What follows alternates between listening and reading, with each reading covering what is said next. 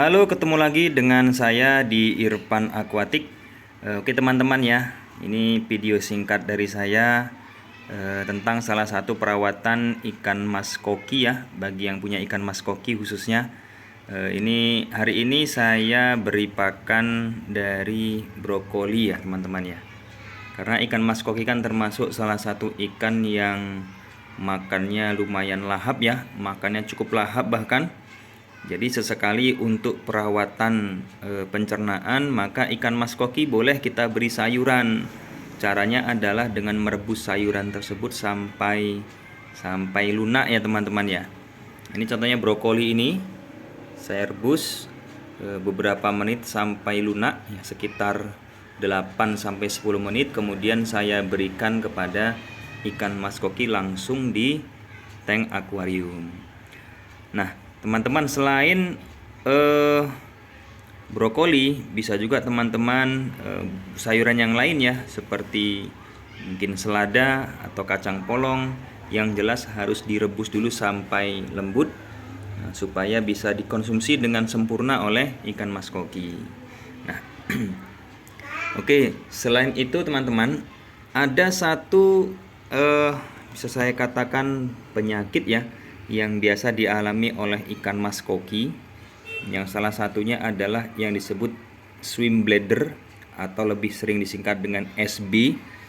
SB itu penyakit yang diderita oleh ikan mas koki yang biasanya berkaitan dengan organ bagian dalam teman-teman. Itu ya, organ bagian dalam. Tidak lain tidak bukan, salah satu penyebabnya adalah cara atau pola kita memberi pakan pada ikan mas koki. Oke. Biasanya secara umum kita beri pakan ikan mas koki itu dengan pelet teman-teman ya, dengan pelet. Nah, maka sesekali kita harus juga memberikan asupan yang berserat tinggi untuk kesehatan pencernaannya. Karena kesehatan pencernaan ini nanti juga akan berkaitan dengan penyakit swim bladder kalau kita tidak merawat ikan mas koki kita. Itu. Kalau tidak dengan sayuran, ada juga cara lain dengan cara merendam pelet kita dengan cairan yang dinamakan probiotik teman-teman. Probiotik itu juga akan meningkatkan kesehatan pencernaan dari ikan mas koki kita. Oke. Kalau ada teman-teman yang bertanya apakah ikan mas koki saya pernah ada yang terserang SB, saya jawab sangat pernah, dan ada yang sampai tewas teman-teman ya. Namanya juga ikan ya, makhluk hidup. Hal seperti itu sebetulnya adalah hal yang wajar.